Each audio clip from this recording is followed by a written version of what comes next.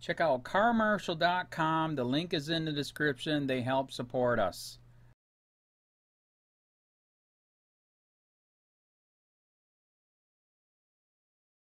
Bitcoin tops $9,300 amid extinction-level event for banks.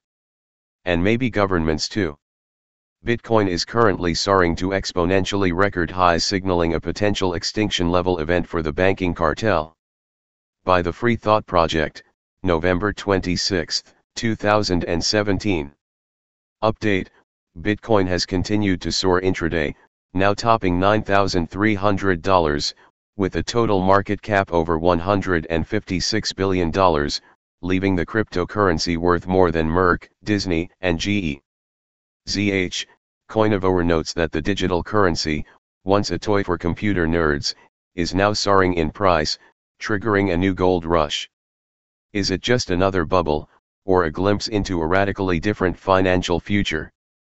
As Rick Falkvinge, CEO of Bitcoin Cash and founder of the Swedish Pirate Party, warns, Bitcoin is an extinction-level event for banks and probably governments too. Advertisement.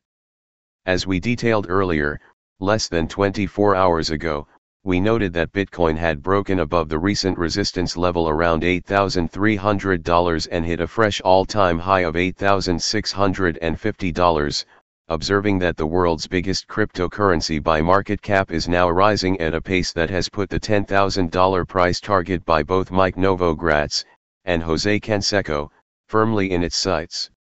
It didn't take long, however, for Bitcoin to find a new round of eager buyers, and in early Asian trading, a burst of buying out of Korea's Bithumb exchange has sent Bitcoin surging another several $100s higher, and around midnight ET Bitcoin had surpassed $9,000, sending its market cap to $150 billion, making it more valuable than corporations like Siemens, MasterCard, or McDonald's. The sharp gains come as the combined market capitalization for all cryptocurrencies also peaks at new highs, currently standing at just shy of $300 billion. At this rate of appreciation, the crypto may hit the key psychological level of $10,000 in under a week. Needless to say, the long-term chart is about as exponential as it gets, so as usual, buyer beware. Read more: as Iran dumps dollar, Congress quietly slips in bill for use of force against Iran. Bitcoin started the year just above $1,000, and the YTD gain is now over 900%, which however pales in comparison to Ether's nearly 5,000% YTD return and Litecoin's 20x. However, it's not just Asian demand, as Cointelegraph reports that in a sign of growing mainstream acceptance, digital currency exchange Coinbase now boasts more accounts than brokerage firm Charles Schwab. Image courtesy of Cointelegraph. According to its website, Coinbase has 13 million users, while the number of Schwab brokerage accounts stood at 10.6 million as of the end of 2016. These numbers don't paint a complete picture, since the amount of assets controlled by Schwab certainly vastly exceeds those of Coinbase users. Nevertheless, the actual number of users indicates a massive volume of adoption, as the public begins to dabble in cryptocurrencies. Coinbase user numbers have grown by 167% this year. 1 month ago, Mike Novogratz was the first to predict a $10,000 price in 6 to 10 months. It may come in that many weeks instead. As a store of value, Novogratz likened Bitcoin to digital gold, and said the technology is beginning to make more and more sense as we move increasingly into the digital. Novogratz continued to say that, while Bitcoin is a bubble, the mania is justified, because it is a technological advancement that promises to fundamentally alter our lives. I can hear the herd coming, Novogratz said. And bubble or not, Novogratz concluded eloquently on the extreme nature of cryptocurrency's potential. Remember, bubbles happen around things that fundamentally change the way we live, he said. The railroad bubble. Railroads really fundamentally changed the way we lived. The internet bubble changed the way we live. When I look forward 5, 10 years, the possibilities really get your animal spirits going. Bitcoin is set to become the biggest bubble of our time, he added, and could reach $10,000 very soon due to fast building interest. In retrospect, he may be right much faster than even he anticipated. Read more. Careful young entrepreneurs, the police state is cracking down on unauthorized snow shoveling. Hello, welcome to Sophie & Co. I'm Sophie Shevardnadze. The digital currency Bitcoin, once a toy for computer nerds, is now soaring in price, triggering a new gold rush. Is it just another bubble or the glimpse of the radically new financial future? Well, I asked Rick Falk-Vienier of Bitcoin Cash and founder of the Swedish Pirate Party. The new Bitcoin craze is making people rush into cryptocurrency investment, with the digital money's skyrocketing value putting it into the spotlight. But aside from causing a new gold rush, Bitcoin is promising to completely transform the way we use money. What will peer-to-peer money exchange do to the global banking system? What role will the world's governments be left with when Bitcoin goes global? And can it overcome its unstable nature to bring about a radical financial revolution? Rick Falk-Vienier, welcome to the show. It's really great to have you on our program. Now, you predicted Bitcoin's thousand-fold increase back in 2011, and indeed, from $1 in February 2011, hit a record high of almost $7,880 last week, then had a plunge and is back up again. Now, why does it keep growing, and is there any price limit for Bitcoin? Yes, there is a price limit for Bitcoin and cryptocurrency. It cannot displace more money than exists in the world. So there is an upper ceiling. But that upper ceiling, if you're just regarding Bitcoin as a commodity on the market, which I think it is, like any currency, can easily go to 1 million or more per Bitcoin. Now, it's important to remember that Bitcoin might not be the final cryptocurrency. Cryptocurrency will displace the central bank money. But with social networks, we had 6 Degrees, which was replaced by Friendster, which was replaced by MySpace, which was replaced by Facebook. So some cryptocurrency is going to be worth a lot of money. Which one? Well, that's a gamble. So we're having this Bitcoin split, right? Without going into too much detail, we have 2 different versions of Bitcoin as of now. You're the man behind the Bitcoin Cash. This is a new version of Bitcoin that was created according to your organization in response to years of mismanagement of the Bitcoin legacy network.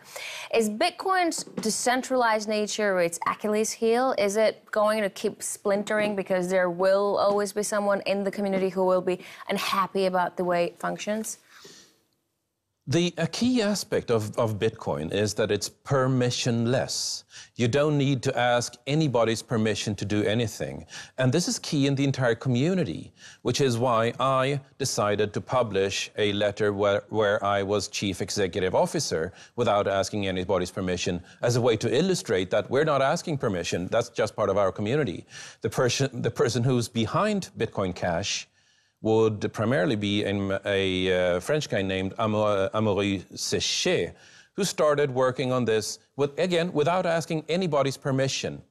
Now, you don't have to buy Bitcoins. You can mine them by using a high-powered processor like the one in a video card.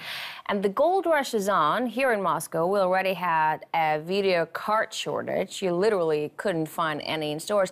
Everybody was buying them up to furnish Bitcoin mining farms. But can Bitcoin really make everybody rich? No. Bitcoin cannot make everybody rich. Bitcoin right now is a huge wealth transfer to those who understand its implications early on. The last wealth transfer of this magnitude was around 1850, and it was about those who found oil. There's a huge wealth transfer going on right now where those who used to be poor, nerdy, geeky, sitting in their mom's basement, if you like, are suddenly the new millionaires. And that, perhaps more than anything, is going to have a profound effect on what the future of our society looks like. Because for the last 200 or so years, it was the people who found oil that decided where money went, what research was made. And when the geeks and nerds are sitting on that money and deciding what research gets made, it's not going to be a better diesel engine. It's going to be a better solar panel. It's going to be teleportation. It's going to be space travel. I think that's going to be one of the more profound changes happening here. A wealth transfer to an entirely new type of people. So can everyone jump on this bandwagon, or is it too late? Well, it comes and goes. I mean, I can't give financial advice, but if cryptocurrency fulfills its promise, and there is no indication it wouldn't, then the equivalent of one Bitcoin needs to be in the $2 to $5 million range. But at that point, it doesn't make sense to measure it in US dollars anymore, because the US dollar won't have any measurable value.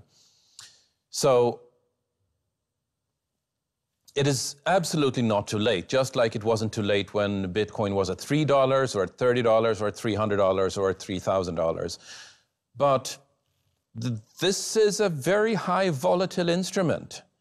This is a really risky investment. And if you're asking me whether somebody should invest, then the answer is nobody should ever invest more than being capable of losing every single last cent of it. Goldman Sachs CEO Lloyd Blankfein says Bitcoin may be another bubble, just like that of the dot-coms. And JP Morgan's Chase CEO Jamie Dimon compares cryptocurrency to the Dutch 17th century tulip mania. Don't these men have a point? I mean, a bubble forms when there's public ignorance, and with Bitcoin, most people have a vague idea of what it is and how it works. I think you absolutely have a point that most people don't really understand what Bitcoin is. It is peer-to-peer electronic money. That means I have a phone here. I can use that phone to transfer money to a nearby phone or to a phone on the other side of the planet. The transfer is instant, it is practically free. Nobody gets to decide whether I can make that transaction or not, including financial authorities. And that in itself will mean a financial revolution. This is an extinction-level event for banks. Banks will no longer be a necessary middleman. And that's, more than anything, why I believe that this is the future of finance. Rick, anonymity makes Bitcoin obviously very popular, but it also enables crime. Just remember the notorious WannaCry ransomware attack this May. This can potentially make governments restrict Bitcoin trade substantially, and that would cause a drastic slump in its value. Do you think cryptocurrency can partially sacrifice its anonymity to ward off shady users? It is more traceable than any money that came before it, because every single unit of Bitcoin is traceable through its entire monetary history, through anonymous accounts, but once you de-anonymize one account, you can start unraveling where the transactions go. The second part of that question, which is more interesting, is that Bitcoin is a peer-to-peer currency. A peer-to-peer technology means that there's no middleman. Governments have been trying to stop peer-to-peer technologies since Napster, and they have been as completely unsuccessful as anybody could possibly be in that. So I don't see them being able to stop peer-to-peer currency either. Which leads me to the last observation, that since there is no middleman, there is nobody giving permission. When I'm buying a bottle of water with a credit card, somewhere in the background is a bank giving me permission to buy a bottle of water with a credit card. And that is a horrifying thought, because that means that the bank can also deny me permission to buy a bottle of water. Nobody thinks of this, but it's there. With Bitcoin, this is not true. There is nobody needing to give permission in the background. There's nobody who gets to say no to a transaction. No money can be forced. No money can be seized. And here's the big problem for governments in the future. Taxes can no longer be forced. I get all the 3 points that you've said. Like before, you said it's traceable. With WannaCry, we know where the ransom money is going, but the accounts themselves are anonymous. But if we know that there is an account with ransom money extorted from ordinary users in it, shouldn't we have the ability to freeze an account and take it back? No. Why should you? I mean, doesn't it bother you that here you are working on a new invention, a beautiful, convenient currency, and people use it to pay for child pornography or to order a hit on someone? Actually, they use the US dollar for that. And yet I never heard somebody arguing against the existence of the US dollar with that argument. If you're going after drugs and narcotics trade, then the US dollar is unparalleled in use. And I never heard that being used as an argument against the US dollar. Will the complete implementation of cryptocurrency make compulsory taxation impossible? What happens to real-life governments then? Like, will Bitcoin make them obsolete? Isn't that interesting? Oh, is that what you're hoping for? Isn't that interesting? I can't predict that. The changes we're about to see are so profound when you can no longer just go in and take somebody's money, but the worst you can do as a government is to make them sorry for not giving them your money. You cannot force it. You cannot seize it. The changes this is going to bring are so profound to society that we're going to see a lot of governments panicking when they realize they can no longer just seize whatever money they want. We'll take a short break right now, and when we're back, we'll continue discussing what's behind the meteoric rise of Bitcoin with Rick Falkvinge, founder of the Swedish Pirate Party and cryptocurrency evangelist. Stay with us.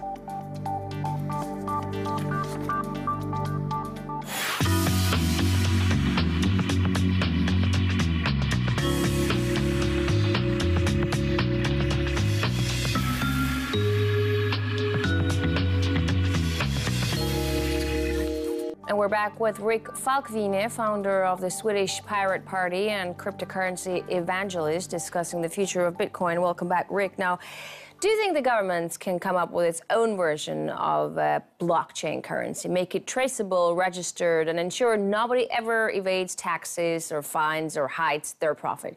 I know banks are trying to. Citigroup, for instance, is definitely doing it right now. There are governments trying, there are banks trying. There was this sort of mantra or cliche last year and the year before last that it's not about Bitcoin, it's about the underlying innovation of Bitcoin called the blockchain, which is a solution to a really hard problem. As in essentially, how do you make sure that a lot of people are agreeing on everybody's account balances? Because there's obviously an interest in somebody saying that, no, I have more money, and everybody else needs to not agree with that. Governments and banks don't really think in this way. Banks think that they can start a blockchain technology and then issue more money down the road. Governments think that they can start a blockchain currency and issue more money down the road. But the whole point of a blockchain technology is that you are trusting in the mathematics and not in the issuer. In this way, a blockchain currency versus a central bank currency is a lot like open source software versus proprietary software like Apple Mac OS or Microsoft Windows. It took 30 years, but in the end, pretty much every single computer web server is running an open operating system. In the same way, I predict that we'll go from proprietary money to open money and permissionless money like Bitcoin. You know, Bitcoin enthusiasts say the cryptocurrency will eventually replace all regular currencies, become the world's only money. But can cryptocurrencies really work for everyone in the world? I mean, internet connection isn't a permanent thing. People in a Sri Lankan jungle aren't online all the time, for instance, and half of African people don't even know what a cell phone is to go online. 100 years ago, we asked, but what about the places there aren't electricity? How will you use an electrical engine then? And today there is electricity in most places, and where there isn't electricity, there are batteries. There are some specialized cases when you go camping, when you go hiking, when you go survival training, that you don't have electricity or internet the way you take for granted. But overall, I don't see it as a long-term concern that you won't have access to the internet, because just as we speak, there's a network of satellites being planned to put the internet on every spot on the globe. A top Deutsche Bank strategist says the current monetary system is too unstable and prone to high inflation, so that it's doomed to fail. Will cryptocurrency fill in the vacuum if that is so? I mean, how will it change banking?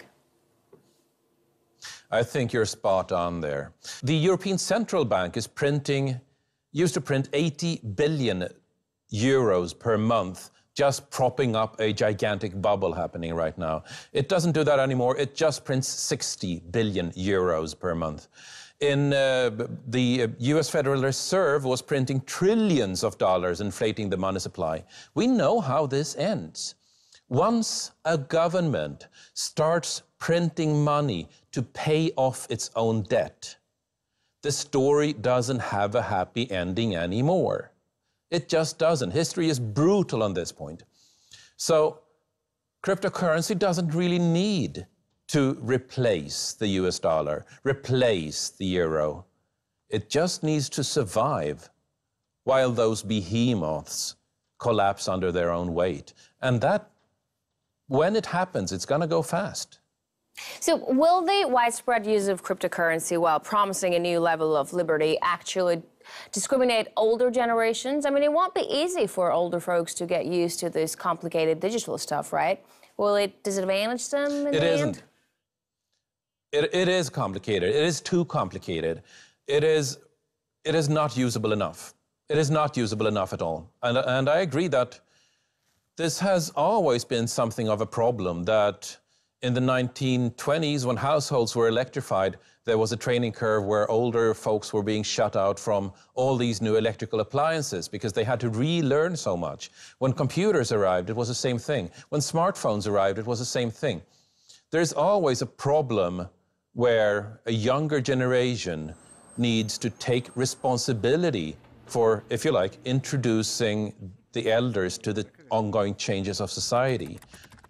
Fortunately, there's usually somebody in every family who does that. But the concern is absolutely valid.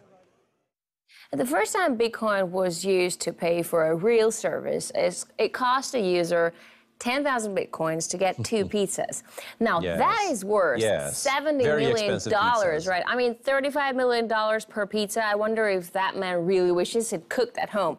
Cash is backed by theoretically gold or the government's ability to pay debt. Where do all these insane values come from in Bitcoin? What's backing a Bitcoin? Like any commodity, it has value because of 2 simple characteristics.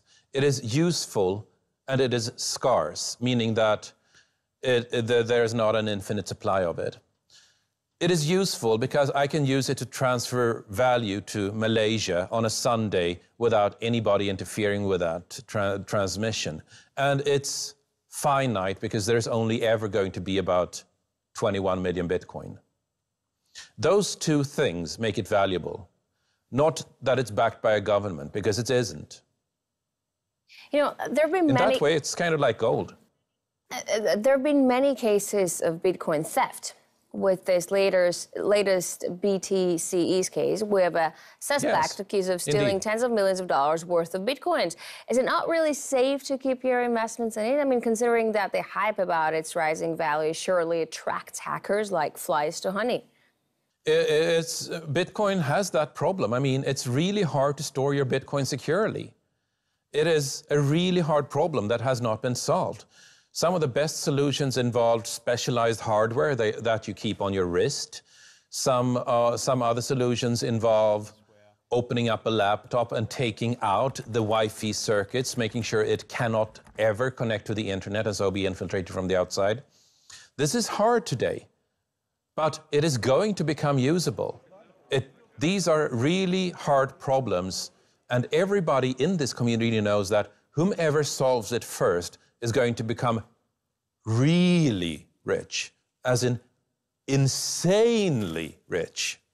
And so there's a lot of money being thrown at this problem. That's a good incentive to stick to the Bitcoin business. Isn't it? But you know what? It's not just the hackers that have a problem. There was a famous case of a wire editor forgetting the PIN code from his Bitcoin wallet and using hackers and even a hypnotist to retrieve it. I know it sounds funny, but isn't it a little harsh on people? I mean, how can it so easy to lose access to something you own? It can't happen to my wallet or bank account.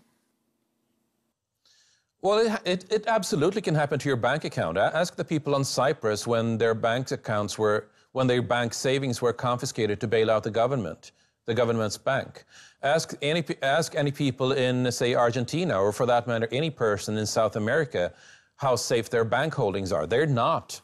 They're just not. Okay, maybe it wasn't a good example, but the whole bank business is still really tied to whatever crisis is going in the country, but you're saying the advantage of Bitcoin is that it is not tied to anything that's going around it in the world, right? So how come it's so easy to lose access to it?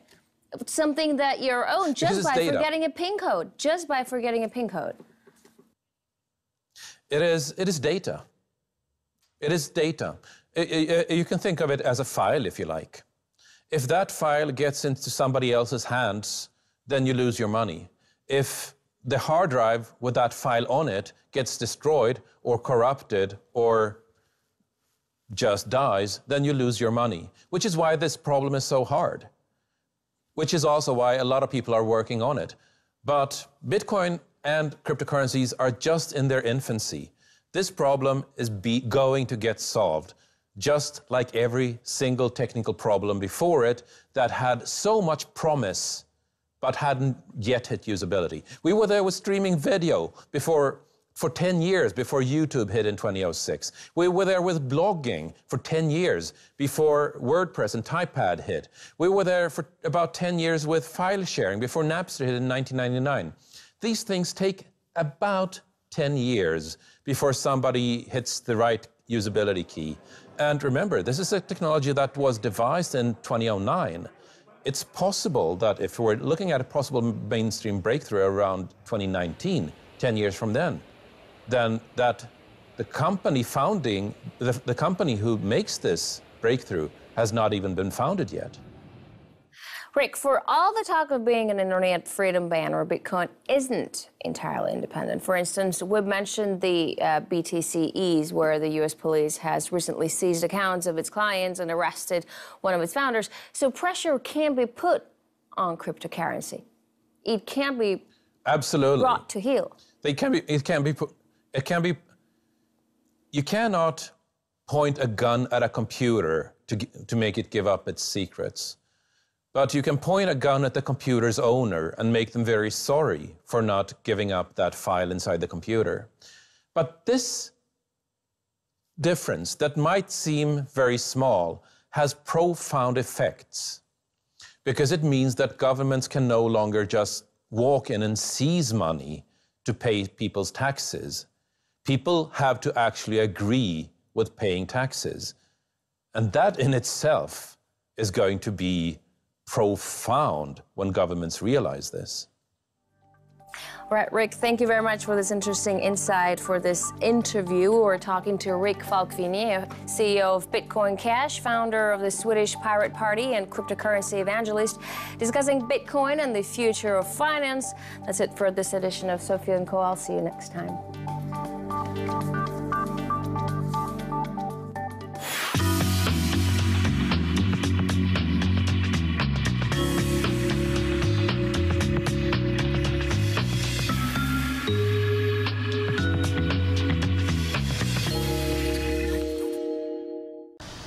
Hey Charlotte County, this is Charlotte County COPWATCH, and I wanted to explain what fair use is. You can use pieces of news articles if you're doing it for news reporting, you have commentary, and you're doing it for education purposes. So that's what fair use is, as you can see right here. Another reason why I wanted to make this video is to let you know I have just joined with Patreon. A nice thing with Patreon, I make no money on YouTube. They took the money away years ago, and so this is another way to give, and it's a nice thing too because you can give monthly. You can give $1, $5, $10, whatever. I do 4 to 5 hours a day on trying to wake the sheeple up on how corrupt it is and different ways that you can fight the corruption. So Patreon is a way that you can do it, and then of course the old way is still there. Donate to Sheriff County COPWATCH with PayPal or credit card. So keep that in mind. 4 to 5 hours a day. I make no money, but the corruption happened to me and I'm sick of it, so I'm trying to wake people up. But my wife would love it if some, if we could get some help out there. There's 47,000 subscribers. Just think if each one of you subscribers just gave a, let's say, actually, yes, $1 a month. 47,000 subscribers gave $1 a month. That would be awesome. That's not going to happen. But anyways, that would be great if it did happen. But, do the math in your head. Just think about it. Like I said, 4 to 5 hours a day. I get no money from YouTube. YouTube has gone nuts. You can't do anything anymore. They're taking the money away everywhere. So these are a couple different ways that you can still help out with all this time that I put in. And as you know, I'm in a special situation where, at least I can do it, 4 to 5 hours a day. We have a cleaning company during the day. That's what allows me to do this, and we're debt-free. So this is my hobby. I don't go fishing and all that other crap. I try to save the world. So help me out to make the wife happy, man. In fact, if you guys did give $1 a day, and there was 47,000 of you, and you did it, and each of you gave $1, and that was every month, oh my God, yes, I could quit. I could start suing them. Another idea too that we have is, if I got, some funds, we could actually contact everyone that has been ticketed and or arrested and put in jail and start sending them postcards to let them know we're here, and to see if everything went all right, and if it didn't, find out their story. So we could even do more investigations and more lawsuits. Lawsuits take money. So just think about that. 47,000 of you so far right now. $1 a day. $1 a month on Patreon, or $5 a month Patreon, 10, 20, whatever. Just do the math in your head. Help out. This is a lot of work every single day. Thanks.